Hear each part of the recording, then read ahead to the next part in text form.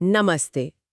क्या कभी ऐसा महसूस हुआ है कि जीवन बस गुजर रहा है और हम किसी गहरे मकसद की तलाश में हैं?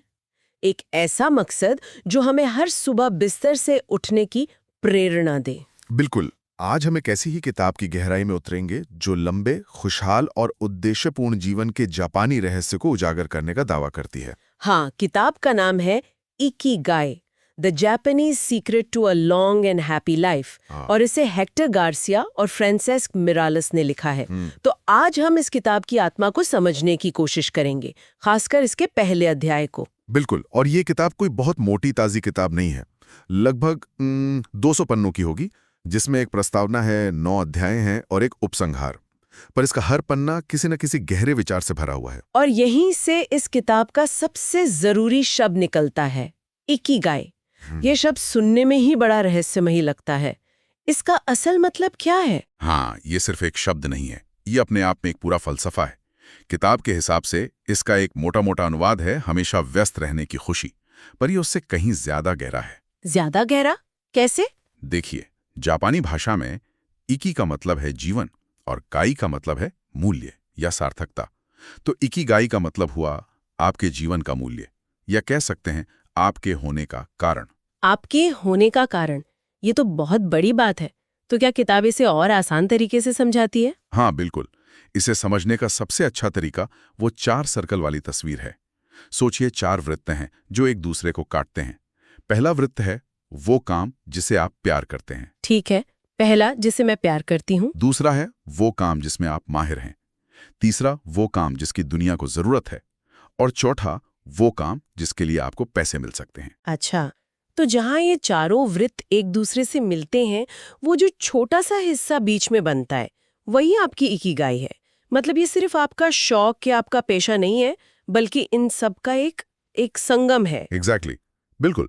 और सबसे जरूरी बात किताब कहती है कि हर किसी के अंदर एक इकिगाई होती है।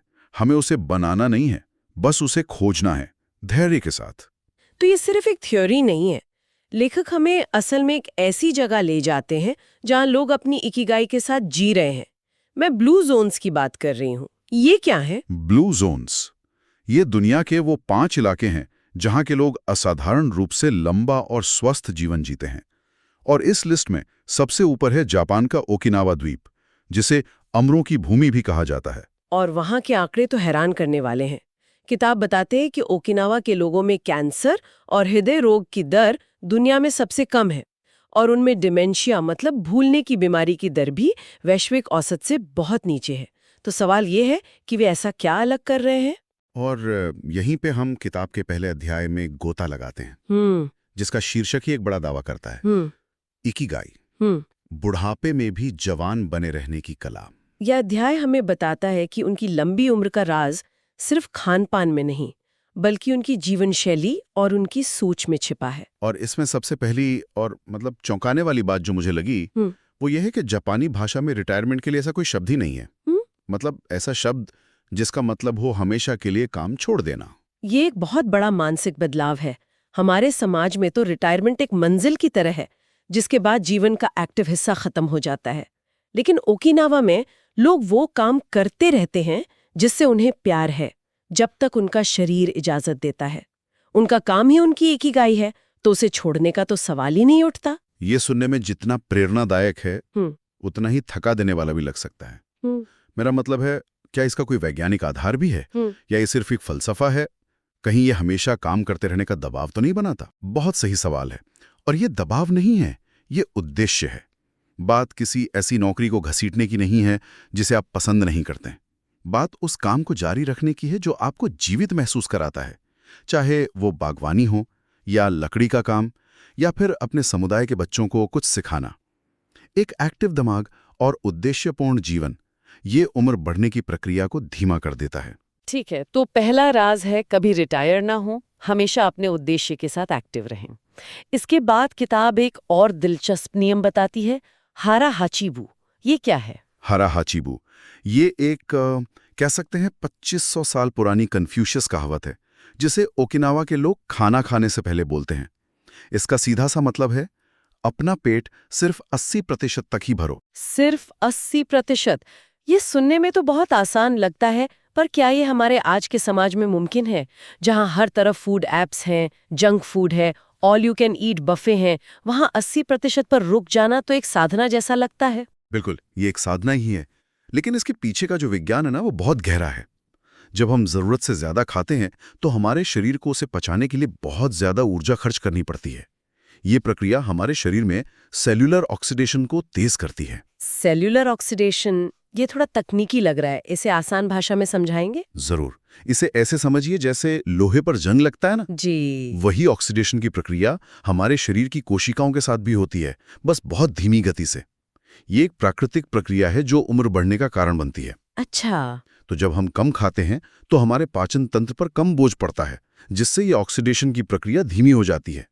सीधे शब्दों में कहें तो हमारा शरीर कम जंग पकड़ता है, जिससे उम्र बढ़ने की रफ्तार कम हो जाती है। वाह, मतलब हारा-हाची-बू सिर्फ वजन कम करने का तरीका नहीं है, ये तो सचमुच में एंटी एजिंग है। तो किताब इसे अमल में लाने का कोई तरीका भी बताती है। हाँ, एक बहुत ही आसान तरीका है, छोटी प्लेटों में खाना। जापान में अक्सर खाना कई छोटी छोटी कटोरियों और प्लेटों में परोसा जाता है। इससे मनोवैज्ञानिक रूप से लगता है कि आप बहुत कुछ खा रहे हैं, लेकिन असल में आप कैलोरी कम लेते हैं। ये तो दिमाग को धोखा देने का एक शानदार तरीका है। तो हमारे पास अब दो राज हैं, एक उद्देश्यपूर्ण जीवन और 80% खाने का नियम। लेकिन अकेलापन, ये भी तो आज की एक बहुत बड़ी समस्या है। क्या ओकिनावा के लोगों के पास इसका भी कोई हल है? उनके पास इसका सबसे शक्तिशाली हल है, जिसे किताब मुआई कहती है। और मेरे हिसाब से ये इस किताब का सबसे दिल छू लेने वाला आइडिया है। मुआई, ये सुनने में तो किसी मंत्र जैसा लग रहा है। ये सिर्फ एक दोस्तों का ग्रुप तो नहीं होगा? ये दोस्तों के ग्रुप से कहीं ज्यादा गहरा है। मुआई मतलब समान हितों और मूल्यों वाले लोगों का एक ऐसा समूह जो जीवन भर एक दूसरे का साथ निभाने का वादा करता है। ये एक तरह का चुना हुआ परिवार है। चुना हुआ परिवार, ये तो अद्भुत है। तो ये एक सामाजिक और आर्थिक सुरक्षा कवच की तरह काम करता है? बिल्कुल। मुआई के सदस्य हर महीने एक तय रकम जमा करते हैं। उस पैसे का इस्तेमाल साथ में घूमने फिरने, डिनर करने या किसी शौक को पूरा करने के लिए होता है। और अगर किसी सदस्य पर कोई आर्थिक संकट आता है तो बिना किसी सवाल के उस बचत से उसकी मदद की जाती है। ये जानना कि आप अकेले नहीं हैं, ये अपनेपन की भावना तनाव को कम करती होगी और जीवन प्रत्याशा को सीधे तौर पर बढ़ाती है।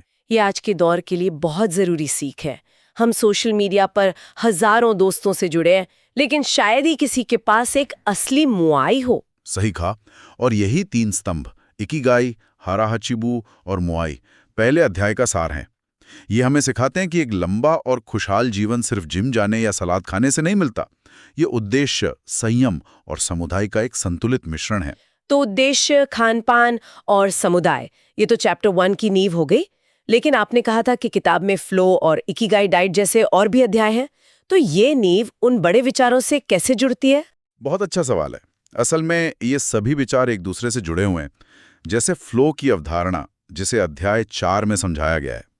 फ्लो उस मानसिक स्थिति को कहते हैं जब आप किसी काम में इतने डूब जाते हैं कि आपको समय का पता ही नहीं चलता। अच्छा, जैसे कोई कलाकार अपनी कला बनाते हुए या कोई खिलाड़ी खेलते हुए महसूस करता है। बिल्कुल। और किताब कहती है कि फ्लो ही वो अनुभव है जब आप असल में अपनी इकिगाई को जी रहे होते हैं। जब आप अपने काम में फ्लो पाते हैं तो आप उसे छोड़ना ही नहीं चाहते, क्योंकि वही आपको सबसे ज्यादा खुशी और संतुष्टि देता है। और खान-पान के बारे में हारा-हाची-बू के अलावा किताब कुछ बताती है? हाँ, बाद के अध्यायों में इकिगाई डाइट पर विस्तार से बात की गई है। इसमें इंद्रधनुष के रंगों वाली सब्जियां और फल, एंटीऑक्सीडेंट से भरपूर चीजें जैसे ग्रीन टी और बहुत कम मात्रा में चीनी और प्रोसेस्ड फूड शामिल है। ये हारा-हाची-बू के सिद्धांत का ही एक तरह से विस्तार है। शरीर को पोषण दो, बोझ मत बनो। आपका दिमाग, शरीर और सामाजिक जीवन सब एक साथ मिलकर काम करते हैं। तो आज की इस चर्चा से ये तो बिल्कुल साफ है कि एक लंबा और खुशहाल जीवन सिर्फ शारीरिक स्वास्थ्य के बारे में नहीं है, ये उससे कहीं ज्यादा है। हमने सीखा कि एक मजबूत उद्देश्य, जिसे हम इकिगाई कहते हैं, कभी न रुकने वाली सक्रियता, संयम का नियम यानी हारा-हाची-बू और गहरे सामाजिक रिश्ते यानी मोआई, ये सब मिलकर एक सार्थक जीवन की रचना करते हैं। और ये सिर्फ ओकिनावा के लोगों के लिए नहीं है। हाँ, ये ऐसे सिद्धांत हैं जिन्हें कोई भी कहीं भी अपने जीवन में अपना सकता है। आज की चर्चा के बाद एक सवाल मन में आता है जिसे हम अपने सुनने वालों के लिए छोड़ना चाहेंगे। बिल्कुल। किताब कहती है कि हम सभी के अंदर एक इकिगाई छिपी हुई है, बस उसे खोजने की देर है। तो सवाल यह है, ऐसा कौन सा काम है जिसे करते हुए आप समय, अपनी चिंताएं और बाकी सब कुछ भूल जाते हैं। हो सकता है कि आप उस काम में माहिर ना हो या उससे पैसे ना कमाते हो, लेकिन वो आपको बस खुशी देता है। शायद उसी काम में आपकी इकिगाई का राज छिपा हो। इस पर सोचिएगा जरूर।